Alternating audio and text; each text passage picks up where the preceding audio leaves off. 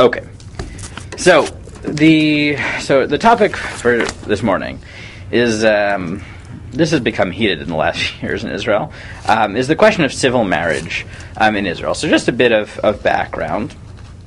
So at the moment in Israel, there is basically no civil marriage at all. That's not 100% true, but that's basically true. Now the reason for this is a series of historical anomalies. But basically, before Israel was the state of Israel, it was under the British Empire, and before that, it was under the Ottoman Empire. And in the Ottoman Empire, there was no civil marriage. Marriage was controlled by religious institutions. Each religion in the Ottoman Empire ran marriage for its constituents.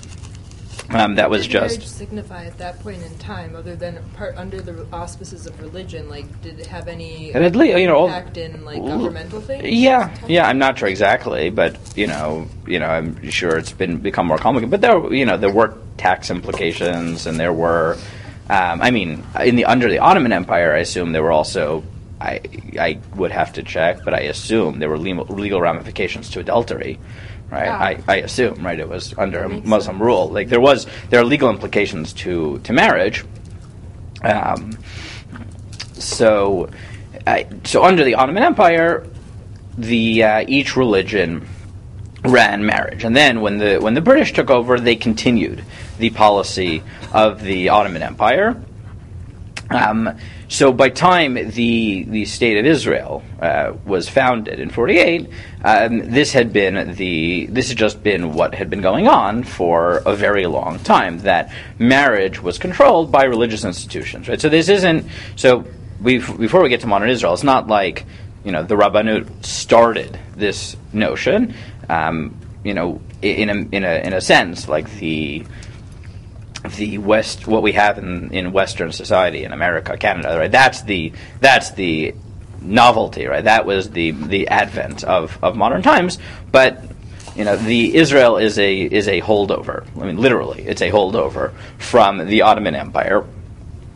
So when the British took over, they kept it, and then when Israel became a state, they kept it as well. Now, the way that happened was that Ben-Gurion, when he was building a coalition at the beginning of the state, he wanted to create as big a coalition as he could, and I don't mean that just in the political sense, meaning like in the formal political sense, like members of the Knesset.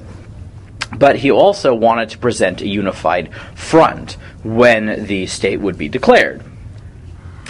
So one of the things that he did was that the Haredi community at the time, this wasn't, again, they weren't part of the coalition in the Knesset, but what Ben-Gurion wanted was that even though the Haredi establishment was anti-Zionist, he didn't want them to come out and protest the declaration of a state. He thought that would be bad for public relations. Here the UN was agreeing to partition Israel to give the Jews a state, and he felt it would be disastrous if there were prominent leaders who came out and said this was a bad idea, right? Don't give us a state. So what he wanted was not for them to come out and endorse the state, he wanted them just to stay quiet, right? So that the public view of the community would be in favor of the Jewish state. So what he did was he wrote a letter to the Aguda and to the representatives of the Haredi community, and he traded with them, and he said, basically for your silence. And now the Haredi community was very small at the time. This wasn't right. And this was more that he wanted a unified front. So it wasn't that they controlled anything, but he wanted a unified front. He said, "I'm willing to trade." Willingness for a unified front for four things. And the letter that he wrote became known as the status quo letter.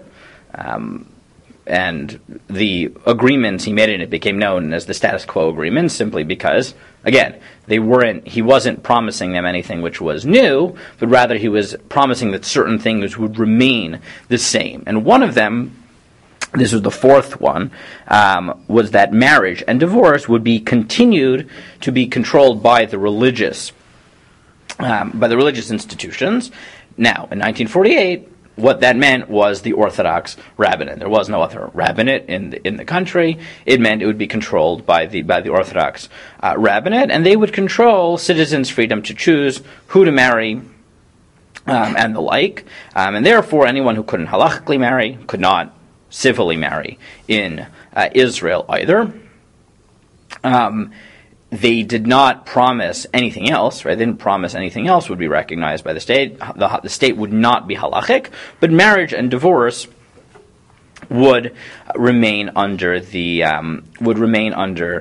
auspices of the rabbinate. And if you just skip to 3, right, this is the translation of the status quo letter, right? Marital law. All the members of the executive appreciate the seriousness of the problem and the grave difficulties pertaining to it, and all the bodies representing the agency's executive will do whatever possible to satisfy the deep need of the religiously observant in this matter, lest the house of Israel be divided in two.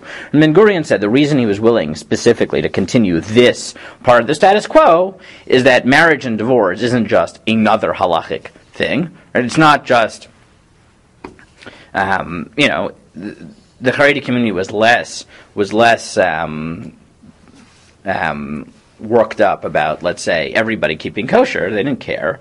But the problem with marriage is that if you don't give control of marriage to the rabbinate, you run the risk of people getting married, let's say halachically, and then, let's say becoming, right, they're halachically committed when they're married, and then they are not halachically committed when they divorce, so they just separate, and then their children are mamzerim, and then the children want to become frum again, but now they can't marry into the community, right? Marriage creates all types of unique issues, and therefore it was important that marriage stay under the auspices of the rabbinate. So that was the agreement that he made. Now, the irony of this whole thing was that this status quo agreement was really only the people who really who really liked it were, at certain level, the secular and the Haredim. The only people who really didn't like it at the time were religious Zionists, for opposite reasons. I give this to you in 2 from Eli Fisher. Right, basically as follows. Right, the secular Zionists obviously didn't want any halachic involvement with the state, so they might not have been thrilled by this, but they also didn't care so much, right? I mean, this was a concession. They wanted as little halachic involvement in the state as was possible, and if this is what they had to trade, they had to give marriage. Okay, they may not have been thrilled with it, but they didn't, whatever. As long as it was minimal, okay, so we'll trade. But obviously it was up to them, so there would be no religious elements in the state of Israel. It would have just been a democracy. The Haredi community wanted to get as much as it could, and marriage was at the top of their list of things that they cared about. But they didn't have anything more than a practical commitment to halacha being enshrined in state law, because they didn't believe in the value of the state. They just wanted practically to protect the community. Religious Zionists, on the other hand, saw the state of Israel as the realization of, sort of messianic proportions. So the concessions that only certain things would be run by halacha and not everything actually created a philosophical dilemma for religious Zionists, because the fact that it was only marriage, right, that we were willing to trade marriage and then say, okay, but the state won't be religiously run, was actually a huge concession for people who were committed to seeing the state as a religious, as sort of a religious institution. They were not thrilled that the only thing that remained was marriage, and then like a few, certainly, that Shabbos would be the day of rest, but not that people would, Shabbos is not imposed. It's the day of rest for the community, and kashrus would be kept in, communal institutions. Those were big victories, but the fact that halacha didn't have more of involvement in the state was a problem. But that's basically what happened, and that's how we got to where we are today. Okay, that's just a bit of historical background. Now, so to what extent do you have civil marriage in Israel right now? And then we'll get into the halachic issues once we just sort of dispense with this. There are two ways. There are two senses in which we have civil marriage in Israel right now. One is that based on international treaties, any marriage performed abroad must be recognized by the state of Israel. And that's just standard, right? By international treaty, right? I mean, Ora and I got married in Toronto, right? We go back to the States, right? I don't need to file for another marriage license. My marriage was recognized in the States. I just needed to provide evidence that I got married in Canada, and it's automatically registered in the States. And the same is true in Israel. So if people get married abroad, so then they can be civilly married in Israel. However, divorce will still be under the auspices of the rabbinate. If they want to get divorced in the state, they can get divorced outside the state if they want. But if they want to get divorced in the state, then divorce is still under the auspices of the rabbinate, but their marriage will be recognized. And therefore, there are people who, if they can't get halachically married or they don't want to get halachically married, they will go to usually Cyprus, and they'll get married there. Right? It's a half-hour flight. They'll get married abroad. They'll come back. There are a lot who come to Toronto also. Whatever. That's just the way it is. Wait, so if you get civilly married, would you still have to go through the rabbinate to get divorced? But with a get and everything yes. too. But it's a civil marriage. It wasn't. Right. So we'll come to that in a second. But yes. Right. If you want to get divorced in the state, you have to go through the rabbinate, and the rabbinate might demand a divorce even if you only had a civil marriage for reasons that we'll get to in a few minutes. The second thing is that Israel does have what's called domestic union cards, where you can decide not to get married in Israel, but you can have a civil union, which for legal purposes does give you most of the rights of marriage. Most of the rights of marriage, not all of them, but many of the tax implications, inheritance implications, some of the health proxy implications, you will already get through domestic unions. If you don't care to be married, you just want certain things, you can get a domestic union in Israel. Yeah. So in regards to adultery, that isn't an issue though, right? Even if it's done through the rabbinate, like here we also have you get married through Canada. Like, you don't actually get in trouble with the government if there's an issue of adultery. But in the rabbinate, would that not be an issue? So in Israel, the rabbinate has no criminal jurisdiction. So you can't. Obviously, you can't be. But you can't be punished criminally for adultery in Israel. But because the rabbinate is control of divorce, there can be financial implications if you get divorced.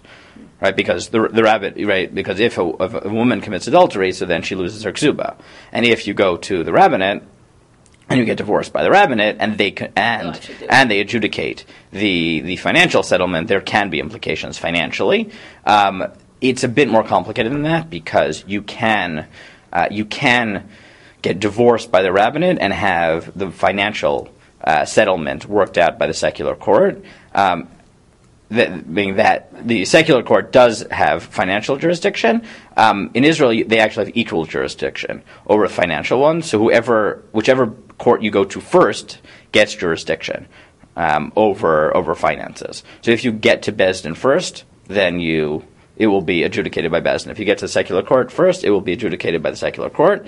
And apparently this was the line that I said in Thornhill that got quoted the most, was that. But this is sort of well known, that when people decide to get divorced, it tends to be that the woman will run to the secular court and the man will run to Beis Din, because on balance, the civil court will benefit the woman and the Beis Din will benefit the man. It's not always true, but that's often the upshot of what happens, and therefore, because whoever gets there first, gets jurisdiction, then there's a race. There's a race to see which court you can get to, which is not a good situation to be in. But that is that's sort of the reality in Israel. So that's the very short, even though it took 15 minutes. That's a short background of how we got to the situation that we're in, where Israel basically only has civil marriage, has religious marriage rather, and no internal capability of civil marriage. Now, this creates certain problems in the state. So what problems do you think it creates? Right? Some of them you can see, and probably some of them they forbid a lot of marriages. What? Right. So one is the problem is that if marriage is controlled by halacha, so that means that any not halakhically sanctioned marriages can't be recognized, but can't happen in the state. So there are certain which happen sometimes, like a kohen to a grusha and things like that. That happens sometimes. The bigger problem is the Russians who came in is intermarriage, right? It's potential intermarriage, and then you could have people who, right? So if it's a non-Jew to a non-Jew, you don't have a problem. Right. But if it is someone who either is not Jewish who wants to marry someone Jewish, or the bigger problem, people who feel Jewish, right, think they're Jewish but can't prove their Jewishness to the rabbinate, or are patrilineally Jewish and therefore consider themselves Jews, but the rabbinate does not, they can't get married in Israel. There is no recourse, because since one of them is undeniably Jewish, if both of them are not Jewish, then you have no problem, right? But if one of them is halachically Jewish, you can prove that to the rabbinate, and the other one isn't, so then if they're you're not stuck. Jewish, though, don't they have to go through another religious institution? Like, there's no... Yeah. What if they're both not Jewish, but they both consider themselves So Jewish? where would they go? So they both do, so then I'm not sure what they do. They can, if they're both, I don't know, if they're both patrilineal Jews, I don't actually know who takes care of it, but the rabbinate would have no problem with that, so I don't know. So there's a rabbinate for Christianity and a rabbinate for Islam, like all... Well, Islam for sure. I mean, Christianity's not, it's not a rabbinate, but yes, they do have it, yes. Meaning Israel, right, so it's not technically true that marriage is run in Israel by the rabbinate. It's that marriage is run by the religious institutions. Most of the marriages are under the rabbinate, but obviously, well, I don't know, even most, right? The Jewish marriages are under the rabbinate. The Muslim marriages are under Sharia law, and Christian marriages are under, I don't know I have no idea who the representatives governmentally are of this, but that is the reality in Israel, right? It's not under the rabbinate exclusively, but so this creates serious problems. How do they deal with divorce? What? How do they deal with divorce with the marriages they don't normally recognize? Like they recognize that the people went out of the country. So we'll come to that in just a second, right? So, but the big problem in Israel, right, is people who can't get married halachically and want to get married. At least one of them is Jewish, right? This is a problem. This is a political problem, which is tied into the conversion problem, which is its own nightmare, right? Then obviously you have other marriages which are forbidden halachically, right? So Kohen Grusha, fine, but also homosexual, right, unions are a problem if people want to get married. So obviously halacha doesn't recognize it, so they can't get married. Now here, a different set of problems, right? Meaning you won't have a divorce problem, right, as opposed to other cases where you might. But if they want to get married, they can't do it in the state. Now, ironically, and this is something I gave you in 4, is that Israel's total lack of civil marriage actually enables gay couples to have more rights than they do in other states where there isn't gay marriage. Like, until the states recognize gay marriage, right, there wasn't really an avenue for civil union in the same way for gay couples either. In Israel, there was, because since there is a strong culture of domestic union partnerships, for people who don't want to get married but just want the financial benefits of it, that can be between anybody, right? I mean, you can come up with whatever financial agreements. So ironically, even though they don't have gay marriage until sort of the states had gay marriage, gay couples had more rights in Israel than they did, let's say, in the States, because they could get a domestic union, which because it's not marriage at all, right? It's just a financial agreement. There was no opposition in Israeli law to that. So that's another. Adopt kids, though, isn't that the newest law that came out recently? In where? In Israel? That are that they can't actually adopt children. No, that's possible. I think that is new, though. But that's possible. Laws are always changing. If these gay couples go to the States and get married and then come back to Israel, their marriage is recognized. Correct. Okay. Correct. Yeah, there's some high-profile cases where that happened. right? Yeah, I saw a video recently of 3 different couples, 2 of which were gay, and then one was like, I can't get married in Israel if the state doesn't recognize my friends as getting married, and they came to New York and all got married on the same day together. Then right. So there were some high-profile cases even before, like America. Like, if have you read *Sapiens*? You know *Sapiens*, right? So Yuval Harari, who's a professor at U of he was a visiting professor at U of T. The reason he was visiting professor at U of T was because he's gay and he wanted to get married to his partner, so he went abroad from Israel. Right? He's a professor at Hebrew U. He got married in Toronto and then eventually went back. Right? I didn't know that. That's cool. You can tell actually if you read his book. Yeah. Because right, he has a whole sort of there's like a whole part of the book which is well, he doesn't talk about it. It's about, it's a scientific explanation of why, much of Western society is backwards. But that, right? He's explaining his own life journey. That's why the whole book also scientifically explains why Buddhism is the right religion, because he's a Buddhist, right? He's a Zen Buddhist. Okay, like it's not whatever. Anyways, okay. Now we get to the halachic part. Okay, so now there have been recent pushes in Israel to have civil marriage, and then there's been a lot of pushback to having civil marriage in Israel. So now we move to the halachic questions, right? What halachic issues could there be in having civil marriage? Why would you think it's a good idea? Why would you think it's a bad idea? Okay, I throw it out to you. Right, what questions do we have to answer? Now, one question we already talked about is okay, let's jump to the most serious halachic question here, but then we'll get to some of the others. Okay, so I mentioned that many marriages that are done abroad will still run into questions of divorce in the rabbinate. Now, why is that true? Well, what is marriage? Marriage, from my understanding, I've heard that if you have sex with your partner with the intent of being married, then you're considered married.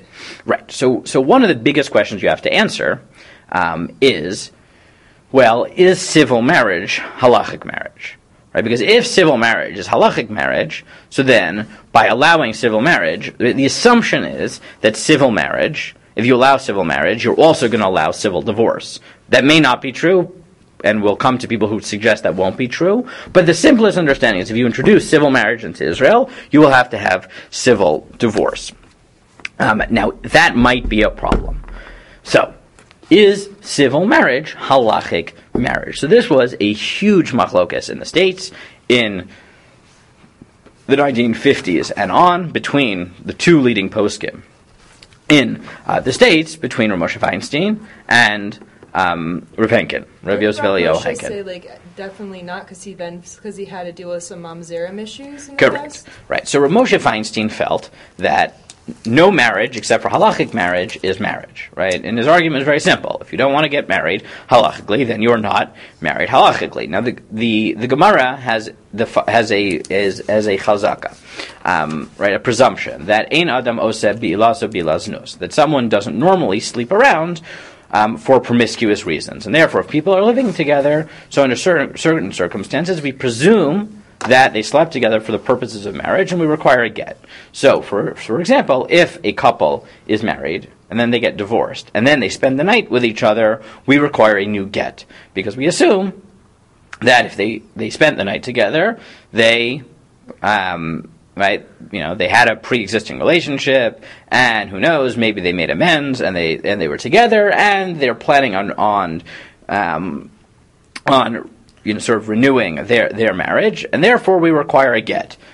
Now, there's no edim, right? There are no witnesses that they were together, but we say no. Right? The fact that it is known that they spent the night together might be enough to create edus that they had that they were together, and then you can call it kedusha bia, because one of the 3 ways of getting married is through sexual intimacy, and therefore, since everybody knows that they spend the night together, or people know, people know, that might qualify, at least misafek, as edus, and therefore they require a new get. So that chazaka still exists today?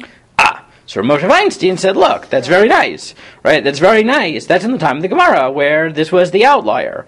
But realistically, people who are not getting married, right, they're not getting married, they're halachically, they're getting civilly married, or they're just living together without marriage at all, They have no intent on... Is that like a Pilegesh situation then? So according to Moshe, no, right? They're just living together, right? They know that Kiddushin is an option, and they didn't take that. And you can't say, right, in the 21st century that people who are living together obviously mean to view this as halachic marriage because they're not going to sleep together outside the confines of marriage. It just isn't true.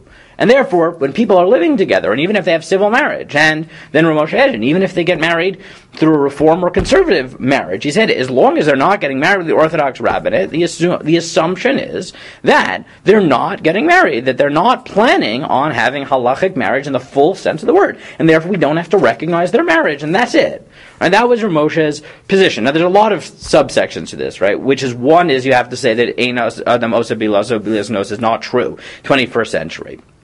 Now getting married in a conservative or reform marriage is a different problem, right? Because there, they're not doing bilas nus, right? They're calling it kiddushin, right? So how can Rav Moshe say that that's not marriage? So he said, well, it's like this, right? The halacha is that right here. Well, we'll back up for a second, right? Let's say that you have kiddushay ta'od, right? That people got married, and then it turns out that the ring was worth less than a shava pruta, right? It was worth 10 cents, right? How you made that mistake, I don't know, but whatever, right? The marriage was toast. The halacha is then you get married again.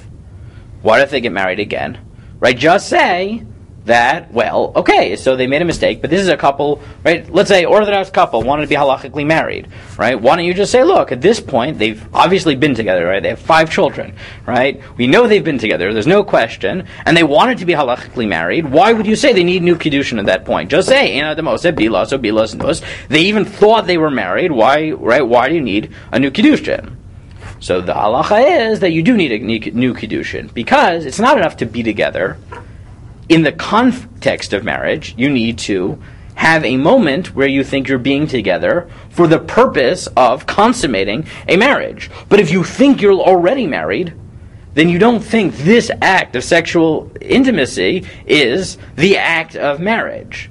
And what do we assume? That they are together on the assumption that they're already married, and therefore they would never have had in mind that their subsequent being together is an act of marriage. They just think they're married. And therefore Moshe said, if someone gets married in a conservative or reform ceremony, right, and they think that's kiddushin, and halacha doesn't recognize it for whatever reason, the edim are not valid, take your pick of reasons that we wouldn't recognize it, then none of their subsequent acts of intimacy are going to act as kiddushin because they think they're already married.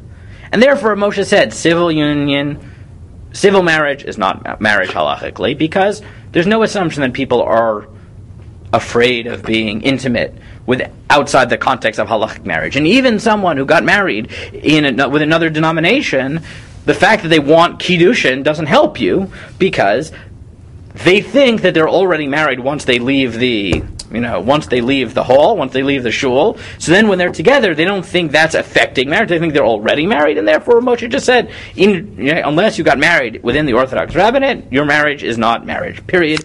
End of story. But I've seen conservative shuls here, something MS, up by in Thornhill, they had a whole with all the 7 brachas and everything like correct. That. So it looked pretty firm to me. Correct. So one of the problems with Rav Moshe's position is that it's not always true, right? Especially with conservative marriages, right? It was often the case that it was, in fact, halachic marriage, meaning especially old school conservative, where the rabbis were often trained in Orthodox institutions and were relatively traditional. So often what would happen is the rabbi and the cantor would both be Shomer Shabbos, right? Would both basically be halachically observant, and they would be the witnesses, right? So that creates a lot of problems, and to this day, there is this sort of unpublished list that circulates amongst Batei Dinim of which conservative shuls, it's becoming less and less common, but which conservative shuls had observant rabbis and cantors, such that if a couple got married there, you have to worry that their marriage was, even according to most opinions, a halachic marriage. They don't sort of disseminate this list, but there is sort of this list that is around amongst Batei Dinim. for that reason. But the Moshe's tshuva on paper is that no marriage outside of the Orthodox rabbinate, civil or other denominational, is going to be recognized. Sorry, I forgot to mention, that's also one of the problems in Israel, right, is that it's the Orthodox rabbinate, right? That's the other sort of big explosion in Israel, is that other denominations want the rights to marry people, right? Again, two Jews, but they want the right to perform the marriage, have it halachically recognized, which they're not. You can only get married in the confines of the rabbinate, not just the Orthodox rabbinate, meaning the institutionalized Orthodox rabbinate, meaning the Rabbanut HaRashid L'Yisrael. Okay. Yeah. If someone gets married, let's say in Canada, in a Reformed synagogue, and then moves to Israel, their marriage is then recognized Civilly, so correct. Not well, religiously. so we'll come to that in just a second. Sorry. The other position, no, not sorry, you don't have to be sorry, but that's the next issue, right? Is so. The person who argued on this was Rav Henkin, right? Rav Yosef Eliyahu Henkin, who was the posek in America before Moshe, remained influential even after Moshe came, but was sort of, demoted to second place posek or something in America. I don't know if that's fair, but that's practically what happened. Was Moshe became the most prominent posek in America, but before that it was Rav Yosef Eliyahu Henkin. Again, this is not a statement of who was a better posek. This is just a statement of reality, where Moshe became more influential. I think Adam Mintz has an article about Rav Henkin called the Forgotten Posek of America or something. Most people just don't know. Now, there's a good reason for that, right? Which is that if you try to read his truvot, it's impossible. Rav Moshe writes short, and is it In English, practically. Yeah, practically in English, exactly. Rav Henkin, his writing is beyond dense. So Rav Henkin felt it's not true. He said that civil marriage is marriage. Period. End of story. Because, he said, people who are living together, they don't view it as promiscuous. Right? Definitely on the 50s. Right? Even if they're living together in common law marriage, forget civil marriage. So it's civil marriage for sure. Right? If a couple goes to the court and gets a marriage, they don't think this is promiscuous. They think it's marriage. Right? That's what they're calling it. Right? And when they, go home, the first night and they get married, even if they were living together before, what do they call, right? What do they, there is this notion of consummating a marriage, right? Even if they've slept together before, there is this notion that first night, right? Their honeymoon, right? There's something different about that. And and you know what? They are planning to get married. And he said even common law marriage, forget civil marriage, common law marriage, right? If people move in together. They're just that. It's after moving in together for 2 or 3 years that you're commonly. Right. So he said even that. He said it doesn't matter, because if people were living together, at some point you have, right? Everyone knows that they're a couple, they're a thing, right? He said that is halachically marriage. That is Kiddushay Bia, right? There is a presumption that they live together, and that they live together even if not for marriage, because they want to be together as a couple. And he said that's enough. And therefore, he said even if they didn't get halachically married, they're going to need a get. Do you think he would still say that now? I don't know.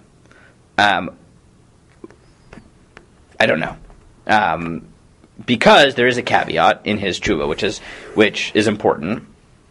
But first, just to articulate his position, and therefore he said that anyone who civil marriage, even common law marriage, will need a get at the end of their marriage. Now, how do poskim divide on this? So most poskim will tell you that lechatchila, right, if we can, we'll be machmer for Rav Henkin.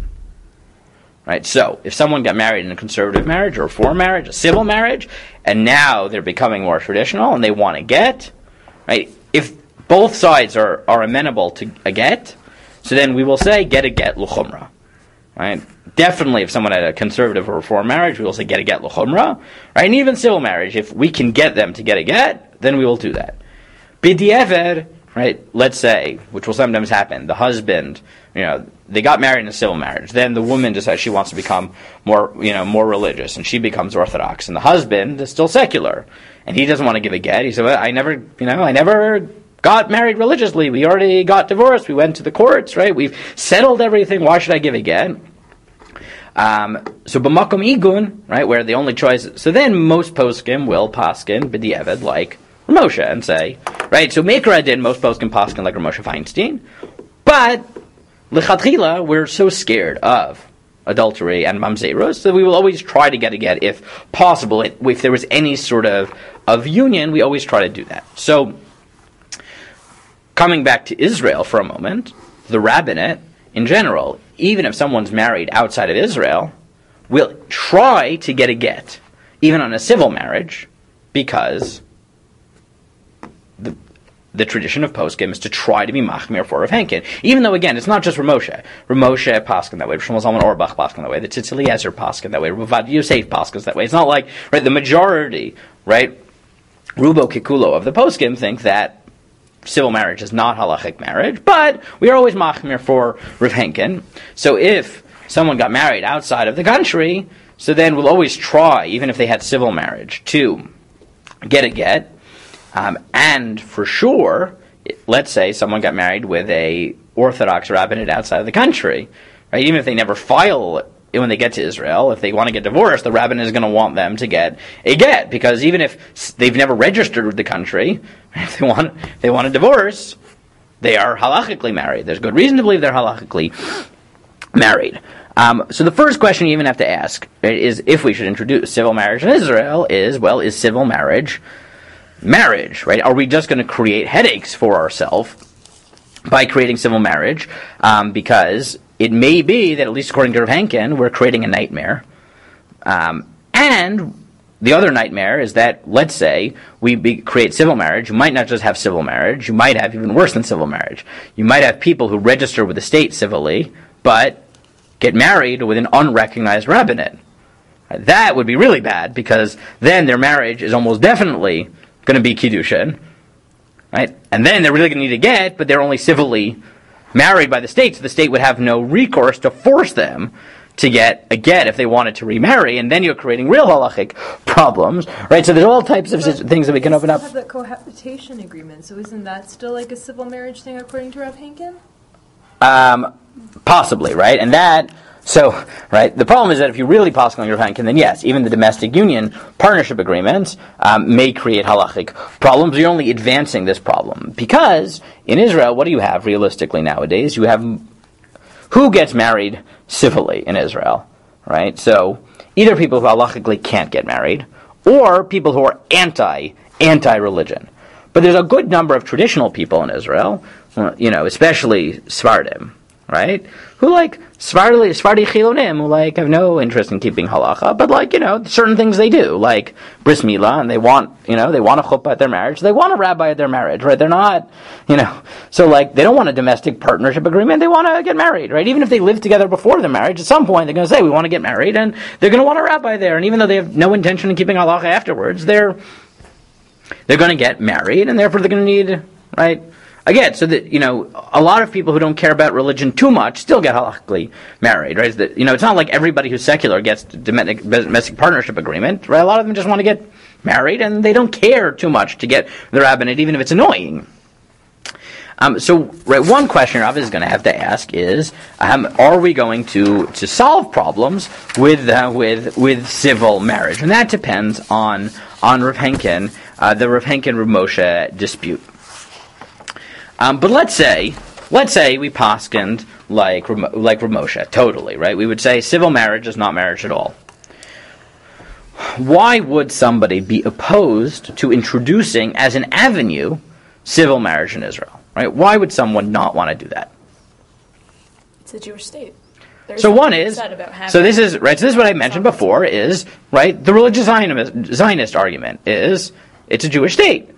And part of the messianic vision of religious Zionism, right, especially if you're more of the, if you're a follower of Rav Kook, is that the Rabbanut has the potential to be some precursor to the Sanhedrin, and the state is Reshit Smichat Gulatenu, and therefore, what are you doing, right? We didn't manage to create a full-out theocracy in 1948, but hey, at least marriage is under the auspices of the state. You want to chip away at the little halachic influence you have on the state, right? Where is our image of Reshit Smichat Gulatenu, of God's presence being the Torah aspect of the state, right? If you are a die-hard religious Zionist, and especially if you're in any way, shape, or form a Messianic Zionist, right, giving up on marriage for the state is just going to rub you the wrong way, right? You're just going to say, I can't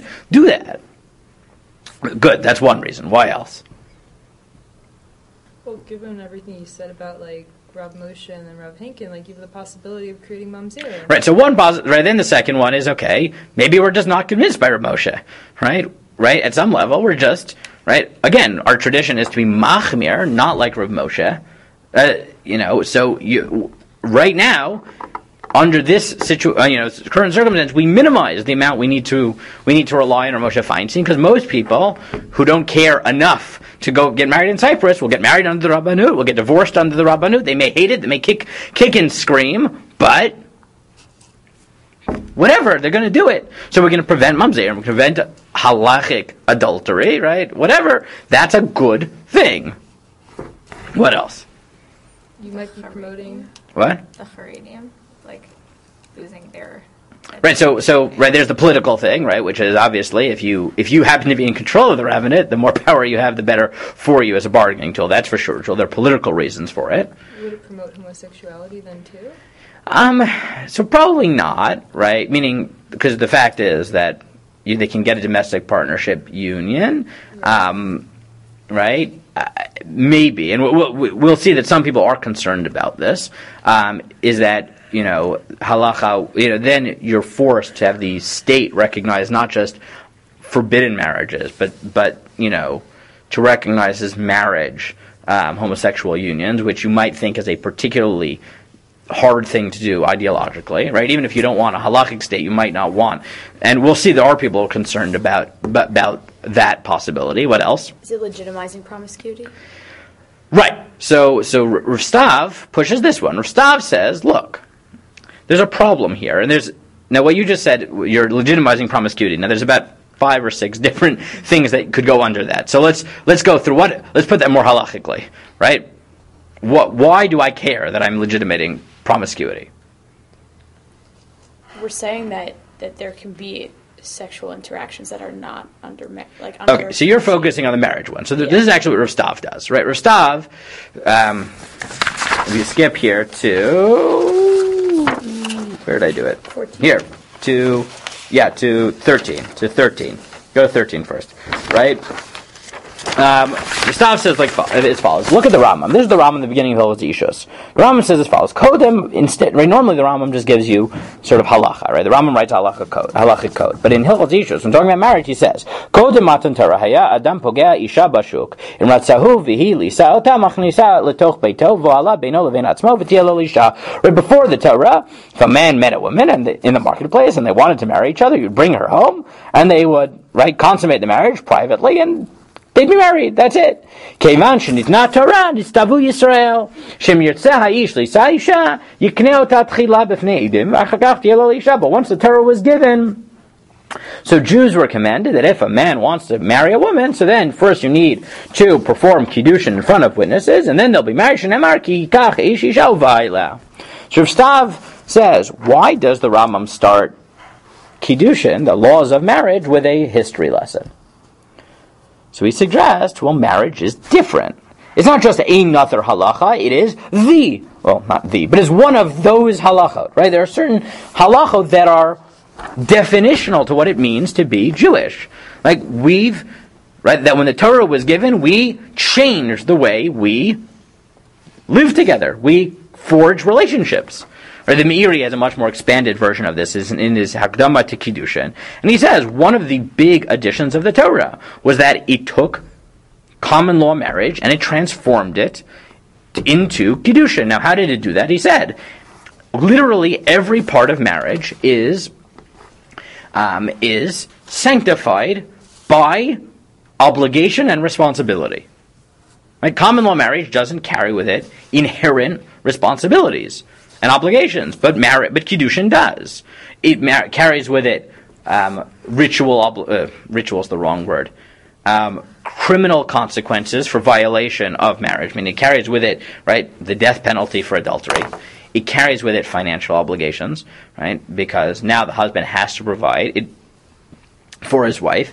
It provides a context for procreation. It provides implications in terms of vows. It provides implications in terms of what happens if the husband dies without children. It provides a mechanism of yibum for the husband's legacy to be taken care of, for the woman to be... yibum is really two ways, right? It provides a mechanism for the husband's legacy to be taken care of by the wife marrying the brother-in-law and having a child who will be the spiritual heir of the husband, but it also provides a obligation on the family of the husband to take care of the wife even after the death of the husband, right? They can't just abandon her. They need to choose to abandon her, right? The brothers need to give chalitza, because until they do, she is married to the family, right? She has zikah. She's married to all brothers, right? So we've sanctified union through Kiddushin and all of its implications. And therefore, Rav Stav feels very strongly. Rav Stav is famous in Israel, or infamous in Israel, depending on who you ask, because he wanted to be chief rabbi. Now, Rav Stav says, why did I want to be chief rabbi? I know that the chief rabbinate is flawed. Why don't I push for the chief rabbinate to be dissolved? So Rav Stav says, no, I believe in the chief rabbinate with all its flaws. One of the reasons is because he thinks that marriage is the halacha, right? It's one of those things that defines us as a Jewish people. And giving up on halachic marriage in the state is not just like allowing people to eat not kosher in their homes. It's giving up on a fundamental value of what it means to be Jewish. And Rav Stav, you look at 14, believes in this so much that he says, David Stav, a modern Orthodox rabbi who heads the Star Organization of Rabbis, speaks out harshly against the possibility of non-rabbinate-sanctioned private weddings. The moment there is a rabbi who conducts such private ceremonies, I think it is proper to ban him and divest him of his rabbinic capacity. Right? This is Reb Stav, right, who opposed the current rabbinate, but he thinks very strongly that if someone performs a marriage outside of the Rabbanut HaRashit, they should be stripped of their title.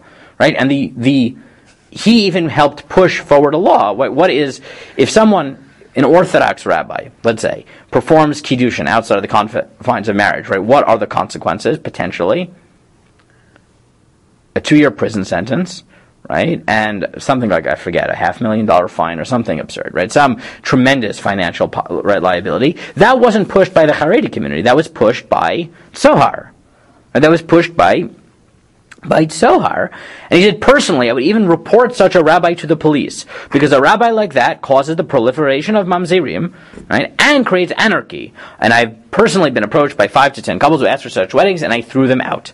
Right, this is a moderate speaking, and the reason he says this, right, I'm not guessing, right, I listened to an hour-and-a-half panel. You can go online. There's an hour-and-a-half panel with Reb Stav, with Shlomo Brody, and with Seth Farber on civil marriage in Israel, and he says, right, this is why I care so much, right, because marriage is unique. And then he goes farther, and this, I give him credit for saying this, right, a lot of people are sort of Pollyannish about this, and they say that if only the rabbinate were nice, then no one would hate the rabbinate in Israel. Right? Reb Stav says, I'm not going to pretend. I know that bureaucracy, by definition, has problems, and everyone hates bureaucracy. And I know that even if I became the chief rabbi and I was nice and we tried to fix problems, people would still hate me because I am an institutionalized rabbi. Right? I'm not pretending that that's going to go away, but I'm willing to pay that price because I think it's important that marriage stay under the auspices of the rabbinate. Right? He said, I'm not pretending. I've made a cost-benefit analysis, and this, I think, that cost, I think, is worth it because it is this important. And if you look in 15, it's so, right, he goes farther, right, not just him, but Eli Fisher notes that there are Orthodox rabbis on the liberal end of the Orthodox spectrum, like Rav Shai Piron, Benny Lau, Shlomo Risket, and Seth Farber, and as we'll see, even people on the Chardal, on the more, not Haredi, but right wing of religious Zionist community, like Rav Malamud, who endorsed civil marriage, Even Rav Bakshi Daron, who was really from the Haredi establishment, who was the former Sephardi chief rabbi of Israel, look at the second paragraph in 15, he stated at Zohar conference that the time had come to end the chief rabbinate monopoly on personal status issues, as the position only generates antipathy and does not really stop individuals from living their lives as they see fit. The Zohar organization immediately dissociated itself from Rav Bakshi Daron's statements. Right? Zohar, again, the liberal rabbinic organization in Israel, could not accept a quasi-Haredi rabbi coming in and say, we should have civil marriage, and they never invited him back. And they dissociated themselves from the statements because they don't believe this. Okay, what else? Right? That's marriage. But even not marriage, right? There's sort of broader concerns. Why else would you not endorse civil marriage? Don't overthink it. Just throw out terms that you've heard, like catchphrases, but they're true, right? Okay? I'll do them. Right, look at the beginning, right? First page. Tochecha. Right, there's a general obligation to give rebuke, right? To tell people to do the right thing in halacha, right? It's a pasuk.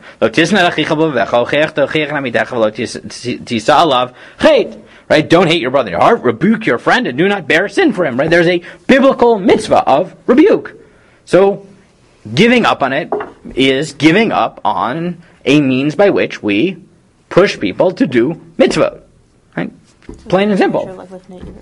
Right, lifnei iver. I probably put lifnei iver here also. Right, lifnei iver. Right, or arevut. Right, all these related mitzvot. Right, I gave you in 6 here. Right, just arevut. Right, kol Yisrael arevim b'zeh b'zeh. Right. Right, look at the Gemara. Right, hanistarot la Hashem Elokeinu v'nigut lanu v'neu ad haolam. Right, the hidden things are to God, but revealed things are for us and our children forever. Lama nakud al lanu lefanenu val ayin shebeid. So why are there dots on some of the letters? So the Gemara says, "Malamed shelo anash al nistarot ad shava Yisrael ad Yarden divrei Rabbi Yehuda."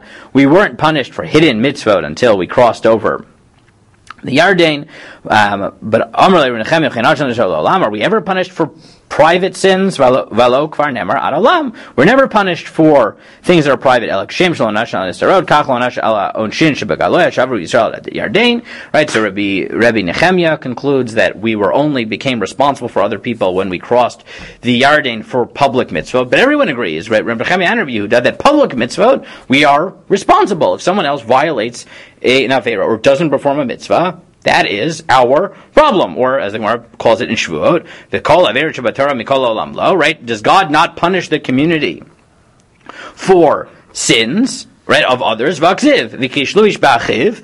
Right? One will stumble because his brother sins. Ish ba'avon achiv. You are punished for your brother's sins. Malamed shekol Yisrael arevim zeh bazeh.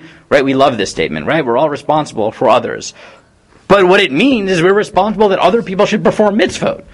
Right? There's a nice element to this, namely, like, I can perform your mitzvah for you. I can say Kiddush, and everyone can say Amen and fulfill their mitzvah because of me, right? Things like that. But there's also an obligation there, and the Gemara says, Hatam sheish biyado limchot v'lo michu. Well, the classic case is if you could have protested and you did not, right? Then you are punished for not encouraging other people to do mitzvot. So, regardless of what you think should have happened, we now have an institution by which most people in Israel who can be halachically married are halachically married. Right? Not everybody, but if you removed religious marriage, what would happen?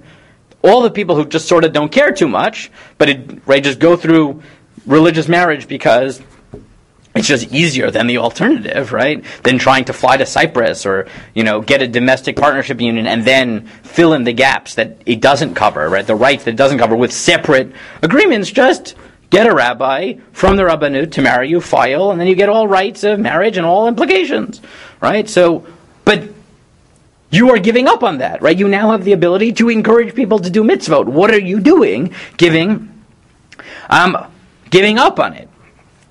If you skip down to 3, so it's source 10 here, it's not just that we encourage people to do mitzvot. Bezdin has the option of coercion. Right? There is a principle of al mitzvot aseh, or this is number 10. By positive mitzvot,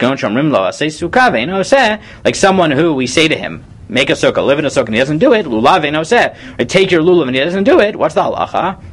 Makinoto acheteitzei nafsho. We can beat him either until he dies or until almost he dies, right? To machloket rishonim, whether ad is ad v'chlal v'ad v'lo ad b'chlal, right? Meaning up to and including his death or not. But a court can coerce someone to perform a positive mitzvah. Isn't that a question though about marriage? Like, what that's ki kach?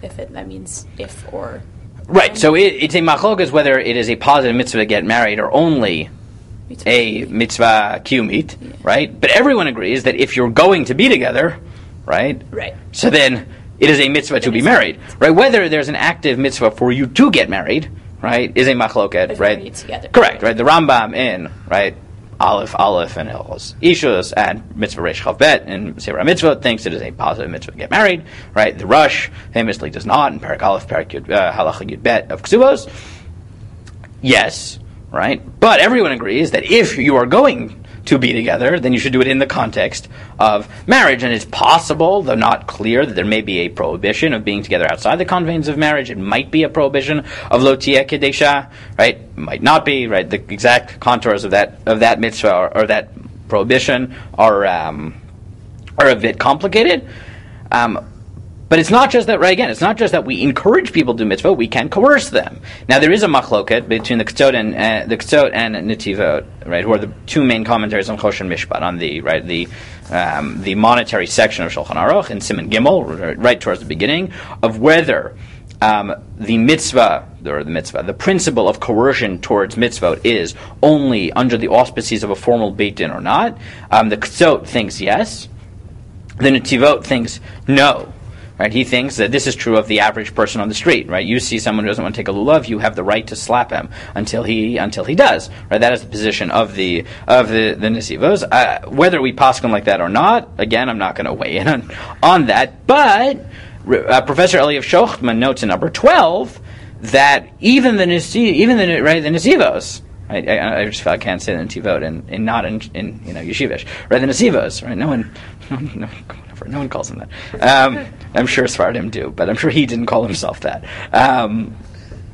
Professor Shochtman notes in number 12 that when the Nesivo says that only a bezdin, when the Kso says rather that only a bezdin can coerce mitzvot, he said that can mean one of two things. You can either think that means that a bezdin, like a formal bezdin of rabbis, needs to be in charge in order to coerce mitzvot, but it could also mean that an individual can't coerce mitzvot, but any recognized authority can.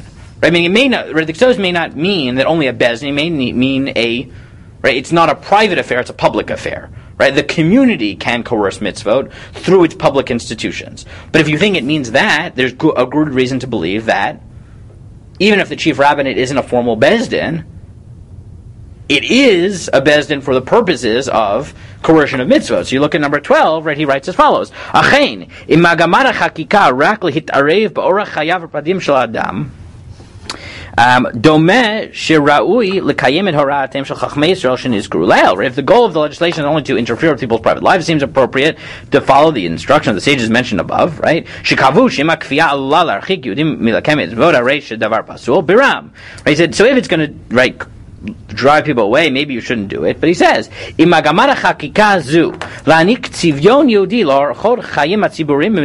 purpose of the coercion is to give a Jewish flavor to this state.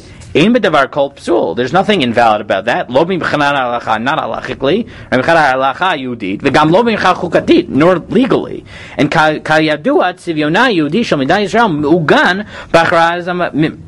and the Jewish nature of the state of Israel is, right, tied up in our Declaration of Independence, where we said Israel is a Jewish state. And it's part of the basic laws of the state. It's part of the definition of Israel is to make it at some level Jewish and some level halachic. So Professor Shochtman says that, according to the Ksod, even according to the Ksod, you might argue that since the point of the rabbinate is not just like the rabbinate happens to do this, right? Part of the status quo agreement was to allow for halacha to be integrated into the definition of the state, that is a bezdin. They are functioning in that role. So those who push against civil marriage, they can, from a halachic perspective, either say, well, look, practically we have control over marriage, and therefore it allows us to fulfill all our different mitzvot of tochacha and arvud, right, our responsibility for others' performing mitzvot. It's under, yes, it's coercive, but we're allowed to be coercive, either because everyone can be coercive, like the Nesivos, or even if you think like those who need a bezdin, maybe for these purposes, the rabbinate is a bezdin, and therefore it's a good thing that it's coercive, right? That's actually something halacha endorses. Or, like Reb Stav, even if I don't want that in general, Kiddushin might be different, it might be definitional to who we are, and therefore I would push, right, he would push for having marriage under the auspices of halacha, even if with other things he'd be willing to give up on it. So therefore you have many rabbis in Israel who say they're not willing to entertain the notion of giving up wholesale on halacha, a organized chief rabbinate, right, controlled kiddushin, because, right, of tochacha, because of marriage, and in the negative, to prevent mamzerut, because you run the risk of Rav Henkin situations where possibly, right, people who will get married civilly would then not be under the auspices of the court for the purpose of divorce, which, at least according to Rav Henkin, still creates marriage and divorce problems, and therefore mamzerut problems, and you don't want to give up on that either. On the other side of the equation, why would you encourage? Let's go through each of those arguments. Why would you say, even from an Orthodox perspective, right, a halachic perspective, why would you encourage civil marriage in Israel? Let's now do the flip side. Less mamzerut. Okay, so possibly less mamzerut, right? Because you could say, look, right now, what happens sometimes is that people will get married in Kiddushin, and you know what, maybe they'll just commit adultery, right? You know, okay, eventually they'll get around to a get, but they'll be separated for a while, and, you know, they don't view themselves as together, even if halachically they are. It could prevent certain mamzerut cases, right? So maybe it's a balance, right? Maybe. What? Like someone from Chabad said, like the reason Chabad doesn't push for like halachic marriages because then they don't need to worry about pushing for halachic divorce. Right, so that might be true. Now, what about the Rav Henkin problem? So how would you respond to the Rav Henkin problem? Right? Go by motion. Right, so one is to say, well, we don't really paskin like Rav Henkin, right? Right? No, really. Right, one is to say, look, when we only machmir for Rav Henkin, but really we paskin like Rav Moshe, that civil marriage isn't halachically marriage. Right, there's another possibility, and this is actually very clever. So, as I mentioned, Rav Henkin is very hard to read. Very hard to read. So I remember when I gave shir in Columbia for a year at the Hillel. So one of the shir I gave was on the machlokes of Moshe and Rav Henkin civil marriage. I asked amongst the Rosh Yeshiva, where can I find like a copy of Rav Henkin? Right, it's not like a sefer that everybody has. Now, of the Rosh Yeshiva, only 3 that I spoke to had ever read Rav Henkin. Most people had read Rav Moshe's Tshuva, where he summarizes Rav Henkin.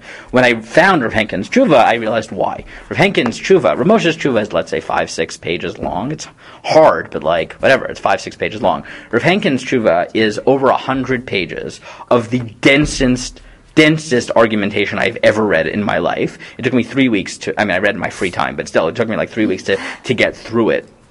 It's impossibly difficult.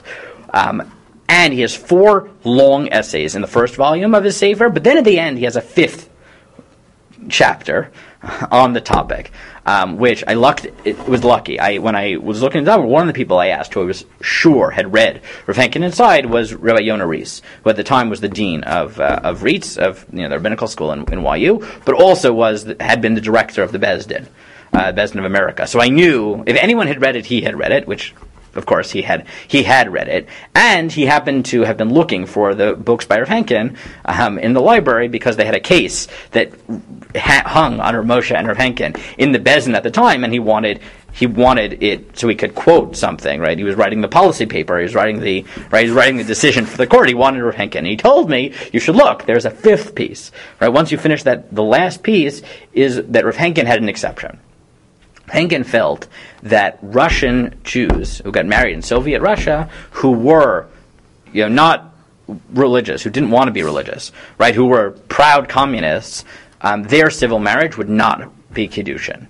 Why? Because proud communists, were known to be anti-religious. And therefore, when they got married civilly, it wasn't because they couldn't get married halachically, or they didn't care to get married halachically. It was because they believed that religion was the opium of the masses, and that they didn't believe in kiddushin. Everybody knew that it was ideological. They did not believe in kiddushin. And therefore, if Henkin said, if you articulate, or it is known that you don't believe in marriage, then everyone will agree that civil marriage doesn't. So that was the case that was in the Beis Din. It was two people who'd been married in Soviet Russia.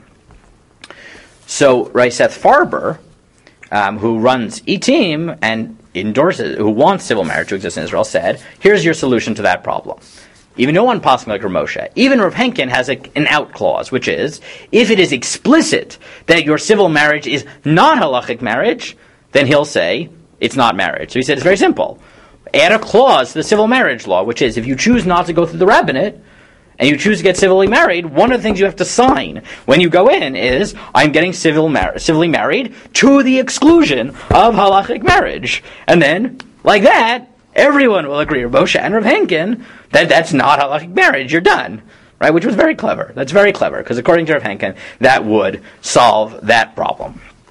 Now, what about these secondary problems, right? That's the biggest halachic hurdle. Yeah, but people might say that they don't believe in it, but in reality they do. So that doesn't matter. Okay. No, I mean, it's not whether you believe in it, but you say that this is not, right? Oh. This is not, right? Say this isn't, right? Meaning, right, once Rav Henkin says it's possible to create civil marriage which isn't halachic marriage by making clear that you don't want it to be halachic marriage, so if you verbalize it, so then you're fine. And even if in the back of your mind you're saying, nah, I want it to be halachic marriage, right? It doesn't matter. In halacha we paskin, dvarim shebalev enem dvarim. Anything that's in your head, if you don't articulate it, doesn't matter. So if you say, I am not getting halachically married, you can in your head think whatever you want, right? It doesn't matter. You're not halachically married. For halachic purposes, we only care what you, especially transactional issues, right? We only care what you say, not what you think, right? So just make them say, this is civil marriage and not halachic marriage, and then everyone agrees. You don't need to get. Okay, before we go to the next issue, how else could you solve this problem? You could have civil marriage and halachic divorce, right? You could come up with a compromise and say, because of all the complications with Gittin, we're not going to take divorce away from the rabbinate, but we will take marriage away from the rabbinate, right? Now, this was the position that was taken by Rav Yaakov Meidan and Ruth Gavison. So you've done tikva, so maybe you've heard of this, the Gavison Meidan. Yeah, okay, right. So you tell me, right? What is the Gavison Meidan covenant? Professor Gavison is I'm pretty sure she's Cheloni, yeah. Yes. Professor in Israel, and Rav Meidan is a Rosh Yeshiva at Gush, and they came together and decided that they were going to make this crazy agreement to somehow allow there to be religion allow there to be religion still in the state of Israel, but that there were certain limitations. Like one of the big things was that if there's a majority city that is not Shomer Shabbat, then you won't implement all the rules about being Shomer Shabbat on the city. Right. So basically, Meidan and Ruth Gavison got together and said, look, there's too much animosity between the religious and not religious in Israel. Let's come together and have dialogue and come to some sort of compromise. So they created this text, which the summary of which, right, they have a document called the summary, right, of the Gavison Meidan covenant, which is itself like 116 pages.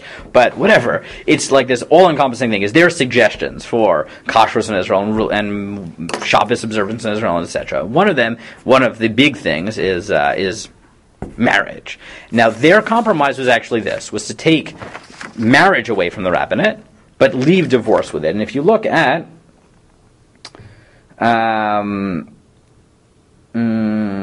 look at 17. A basic law will be this was their suggestion. A basic law will be promulgated in the following effect: every person has the right to establish a family. Specific provisions to that effect will be anchored in law. Only those persons who have received a marriage license from the state are eligible for marriage. Okay, I want to come back to the question of homosexuality in a minute, so let's skip that. Go to 7, right? It was clause 7, right? I just gave you different clauses, but 7 over here in 17, right? So the third paragraph. Dissolution of marriages will be conducted by civil and rabbinic courts. A civil court is permitted to condition a civil dissolution on the prior conclusion of the marriage according to religious law, and according with clause 2. And if you skip down then to Professor Gavinson, she says, divorce according to Jewish law, concerning the welfare of the child and concerns regarding a schism in the nation. The coda to clause 2 states that a person will be considered single only if he is also considered single according to religious law. This is not an easy coda for the free-thinking public, and even for a portion of the observant. There are those who claim it's actually worse than the status quo on this issue. Right, meaning, right, Ruth Gavin says, who's Chiloni, right? She says, why did I agree to say marriage should be taken from the rabbinate and divorce left, right? Many people say this is bad, and some say it's even worse, right? Meaning now, at least people know they're getting into religious marriage, right? Why would I endorse having a situation where people think they're getting out of the rabbinate, and then they want to get divorced, and surprise, you still can only get a divorce through, right? Why would I endorse that as someone who doesn't believe in religion? So she says, despite these concerns, I stand behind the agreement. First, the secular public must understand that the requirement for divorce according to Orthodox halacha is critical for the religiously observant. Without this requirement, there would be no alternative to maintaining independent genealogical records. We can reasonably assume that if independent records were instituted, no agreement would be reached to eliminate the Orthodox monopoly. Second, the proposed arrangement is needed to protect the best interests of the child.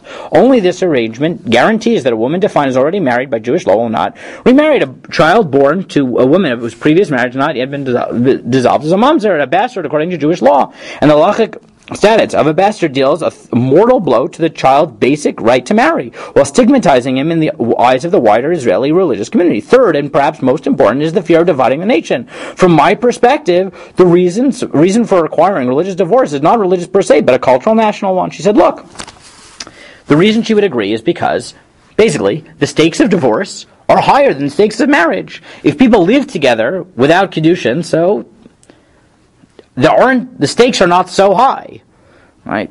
Maybe they're violating Lo Tia Kadesha, maybe they're not, but the possibility, even the far-off possibility that this child will one day become religious and will want to get married to an Orthodox person who cares about Mamzerut, that's a problem if you believe in, as I heard her say it, right? She said, if you believe in, right, freedom, you've got to believe in the freedom of your child to do what they want, including become religious.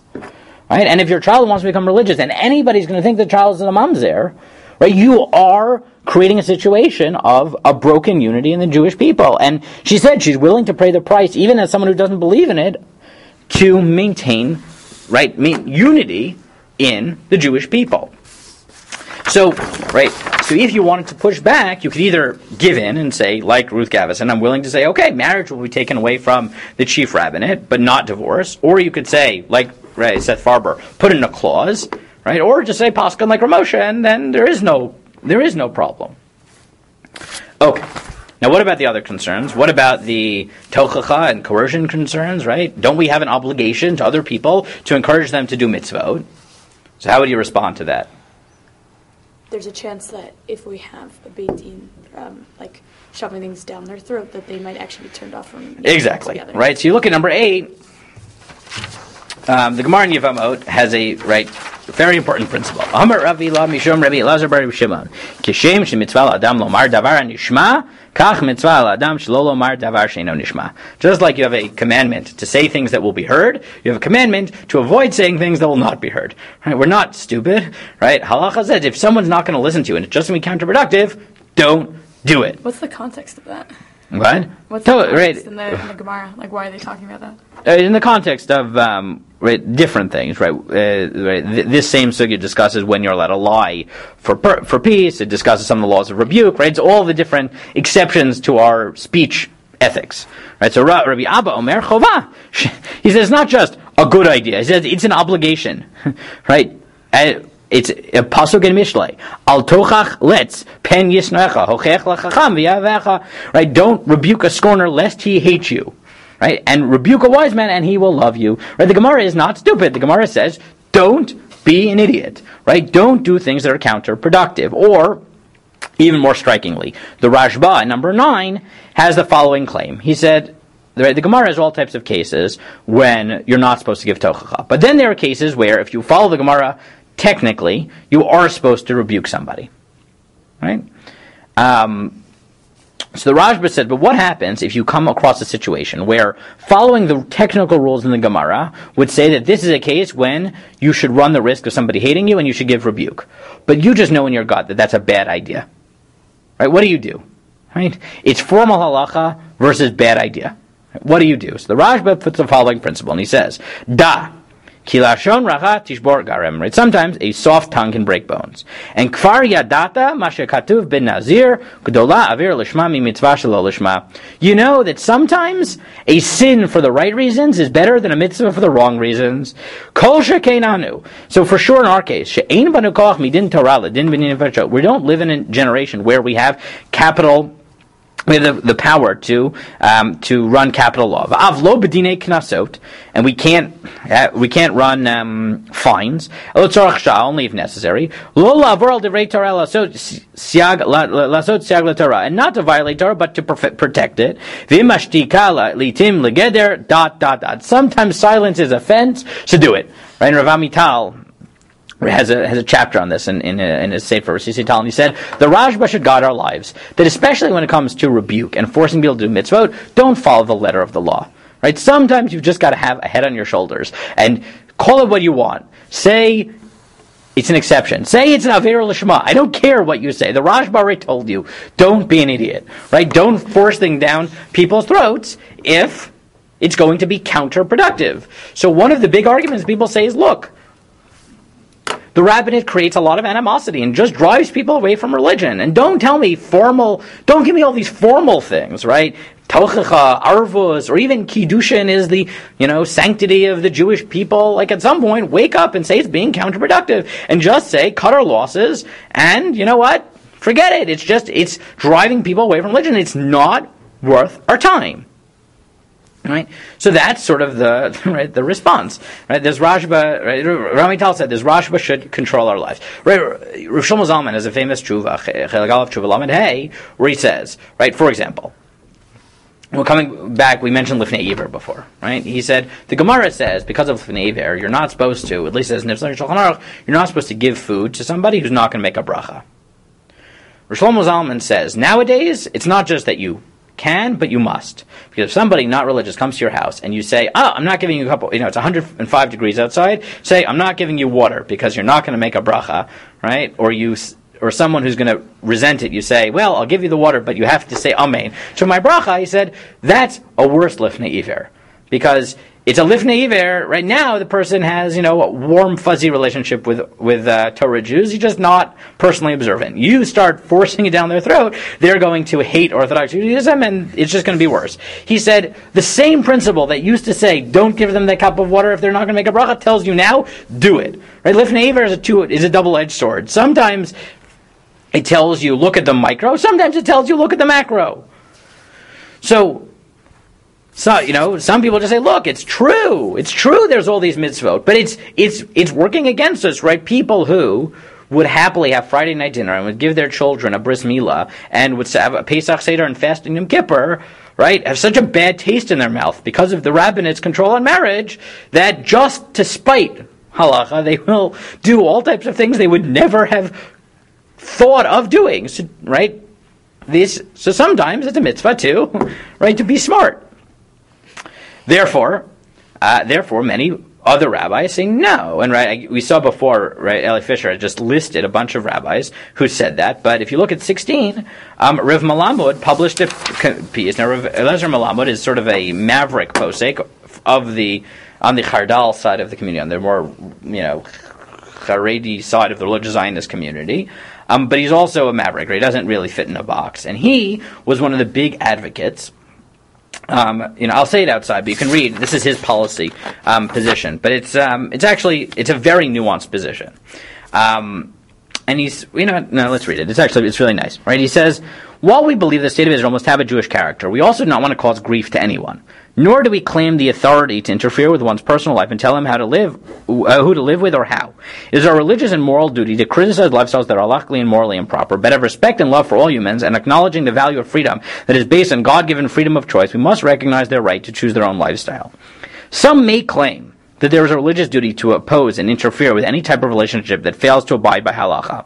I cannot expand upon this now, but it seems that such an obligation existed when there was a full public consensus favoring such a lifestyle, and even isolated offenders agreed to it in principle, though their urges overcame them. Right? He said all those laws of coercion make sense in a world where most people recognize halacha as the binding law. They just might be weak or they might be rebellious, but he said, but in a situation like ours, the principle of freedom prevails, and our sole remaining duty is to protest against manifestations opposed to halacha. Moreover, an individual who fails to act in accordance with halacha should be judged favorably, for we do not know that we would have done any better had we grown up on the same conditions that he did. He said, we live, right? And he goes further. He said, the question therefore is, how do we strengthen Jewish character of the state without harming those who do not wish to live according to halacha? The question is likely to trouble us for many years, even when the religious become a majority in the state, since the question is of religious and moral nature, and not merely a question of political power. So proposed solution, to begin with, it should be enshrined in basic law that for Jews in the state of Israel there's one mode of marriage, according to the age-old accepted Jewish halachas. Here's his solution. It's actually very clever. It's very nice. Here's his solution.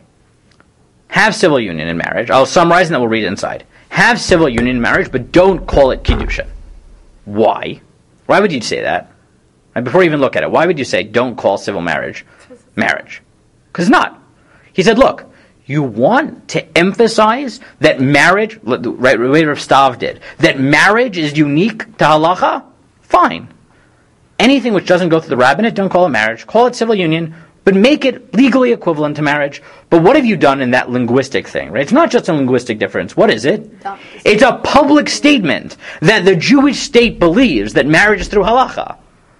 But it's a statement without teeth, which is exactly what you want, right? He says, have civil marriage, full civil marriage by the state, call it a civil union, and kiddushin, right, sanctity, sanctified marriage is only through the rabbinate. So then, simultaneously, what have you done? You've taken away the coercion, but you've officially, right, said, enshrine this in the basic law of the state, that marriage is through halacha, and civil union is through the state.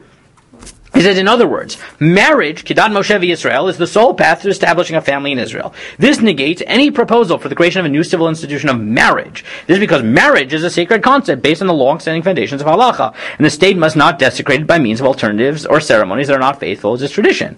Additionally, there should be legislation affirming the state of Israel work to reinforce family values, Kedat Moshe Yisrael, including by strengthening the status of rabbinical courts and increasing the number of rabbinical court judges, so they may respond promptly to all needs. He said, and here's my solution. Part of the compromise should be that more money is given to strengthening the rabbinic infrastructure. Why? Because we'll take away the coercive elements, but we will simultaneously increase their ability to be involved pastorally with people. Right? There's a shortage of manpower to actually engage people in a meaningful way. So he said, take away the coercive measure, but increase funding for people who can actually get people to love Judaism, right? So balance it. He said, similarly, family values based on Jewish tradition should be emphasized throughout the educational system, though without harming or insulting anyone who acts or thinks differently. On the other hand, it should be established that any two people are entitled to sign a domestic partnership agreement that grants them all privileges derived from shared life, like a family. It's not appropriate to call this agreement a covenant, a brit, because the word brit expresses sanctity and eternity, whereas the state must allow even partnerships that are devoid of holiness and or commitment to the eternal. Thus, the appropriate name for such an arrangement is domestic partnership, right? Shutafut zugit. This proposal is of value provided that both sides of the political spectrum feel they benefit from it. Those faithful to the Torah benefit in the status of halachic marriage is strengthened in the state of Israel via its incorporation as a major educational value and through the allocation of all resources necessary for the optimal functioning of the marriage and divorce system in the rabbinical state. Liberals benefit in the individual gains recognition of his right to define himself and his life, and this definition is honored by the state through the granting of rights equal to those couples married halachically. Right, so he said, here's my solution, right? Cut our losses and recognize that coercion makes people hate religion. Take away coercion, but increase education, right? Right, get more people involved, right?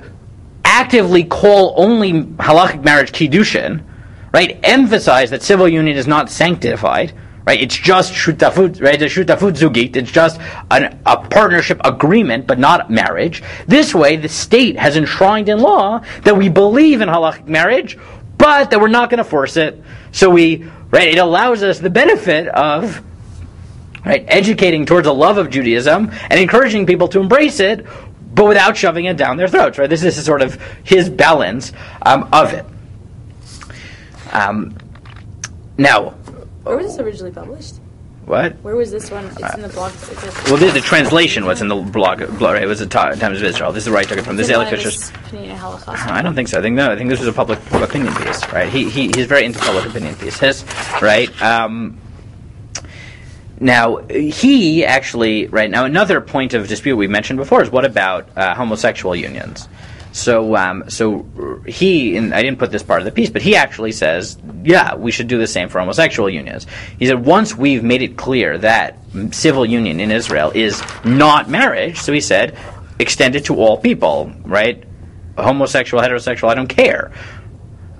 Ruth Maidan and Ruth Gavison, again, even though Ruth Gavin is secular, says no, right? That even once we introduce civil marriage, they would endorse only giving it to a man and woman because, right, their logic is that the compromise has to be that we take away as much coercion as we can without harming the Jewish identity of the state.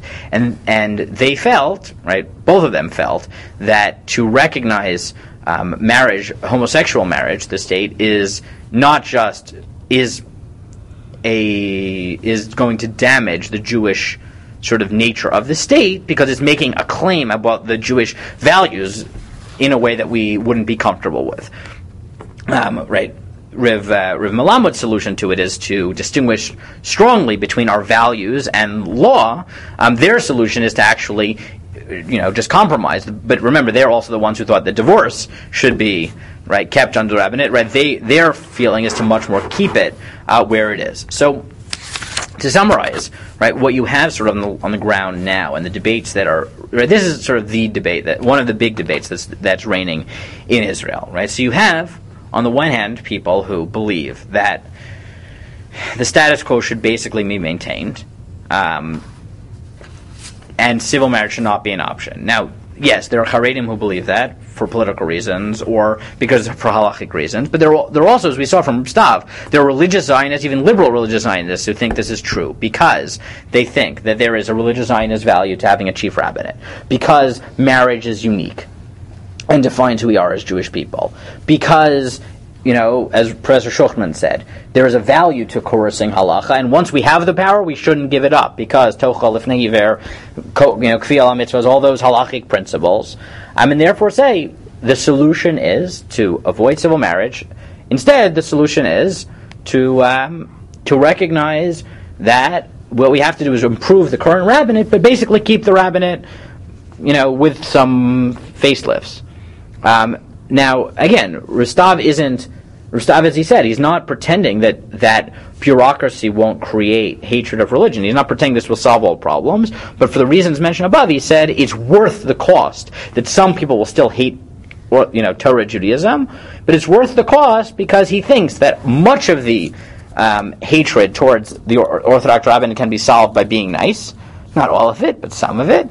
And therefore he said it's worth the cost for the reasons we mentioned above. That's one school of thought, even amongst people who recognize the problems, right? I'm not even talking about the people who don't recognize the problem with the system and just like it for whatever reason. But even people who recognize the problem, there is a school of thought which has made the cost-benefit analysis and said it's worth keeping the current system with just improving the niceness and the so for example, right, he said, for a while there was a law in the books that you needed to register for your marriage like 3 months in advance or something. Right? Sorry, you couldn't. Take it back. You couldn't register for your marriage until like 3 months in advance or something. Like you couldn't register the date of your marriage because there were bureaucratic reasons, and then because part of the system is you have to go to the mikvah, and you can't necessarily figure out your cycle a year in advance. They didn't want people to do that. And he said at some point he went to the chief rabbinate. Right? He is a chief rabbi of Shoam, so he went to like the higher ups, and he said, "This is crazy.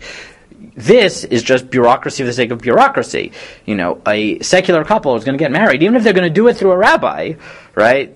They have no problem with that. They live together and they book the hall 2 years in advance, right? What are you doing to these people? Right? This is just bureaucracy, which makes everybody crazy for no reason. Right? So, when they come 3 months before, tell them to take pills that control their cycle, or whatever. Do whatever you need. But for bureaucratic reasons and neither reasons, you're not going to allow them to register their marriage, right? Like, you're crazy. You can just fix certain bureaucratic things, and then less people will hate you. Not everybody, right? Some people will still be angry, but just solve the problems that you have. That's one school of thought. Then there are these schools of thought who say, no, the exception to all rules of tochacha and the like are, you have to cut your losses at some point. Right? And therefore, civil marriage, meaning making halachic marriage not forced, will actually solve many problems. Now, how will you do that? So as we've seen, there are different schools of thought. Right? How are you going to balance the competing values, both the problems of mamzerut and the problems of our obligations towards the sanctity of marriage, towards other people's keeping mitzvot and the like? So, in terms of the mamzerut issue, you can solve it either through just Paskin Moshe or Seth Farber's suggestion to include in civil marriage legislation a clause which says you have to say this is civil marriage and not halachic marriage. Now, what about the tochacha concern? So either you say, look, too bad, right? Tochacha is it's counterproductive, so we just can't worry about that, right? We've just got to move out of the coercive business.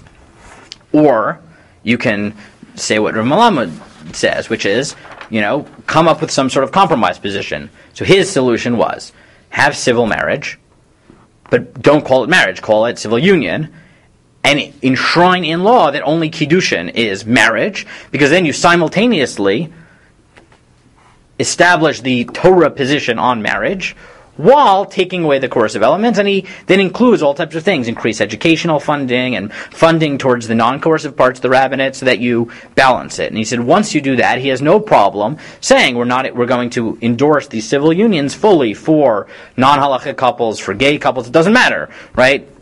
The point is, we can't be coercive about it, so we're going to create this model with no halachic implications called civil union, and it'll have full legal rights with no halachic sanctity. Yeah. So how would that affect, Orthodox, conservative or Reform people who want to get married and believe it as, So I don't know what he would say, right? I assume what he would say is that, my guess is he would keep it under civil, right? Civil union. He'd say, okay, so get a civil marriage and then do kiddushin yourself, right? Right, I assume that's what he would say. Now, obviously, there are people this is not going to make happy because they say, no, we want kiddushin recognized by the rabbinate, right? Okay, right, now there are people Seth Farber will push towards, having civil union, but no, there are people like Seth Farber who just say, no, let's just move to civil union entirely, right? Who just eliminate the rabbinate, right? That's another school of thought, just say, eliminate the rabbinate, the state will recognize civil union, and anyone who wants halachic marriage or reform marriage, conservative marriage, will do their own thing in their private time. That's sort of more extreme than Rav Malamed, who said, cut your losses, and Jews who want to get married with kiddushin will do it. So Rav Malamed, it seems like he would not endorse conservative reform kiddushin, right? Because that's part of his argument. But he would say, look, you can't have everything, but they can get full rights, so they can get civil marriage, and then they can go do kiddushin themselves, right? It's no different than countries that force you to go to court, right? Some countries, Western countries, allow a rabbi to marry you and that be legally recognized. Some don't. Sometimes you have to actually file paperwork in court, and then you do whatever you want in your church or your shul or whatever. Wait, but if you have the conservative reform rabbi marry you, though, then you'd still have to get a get according to the...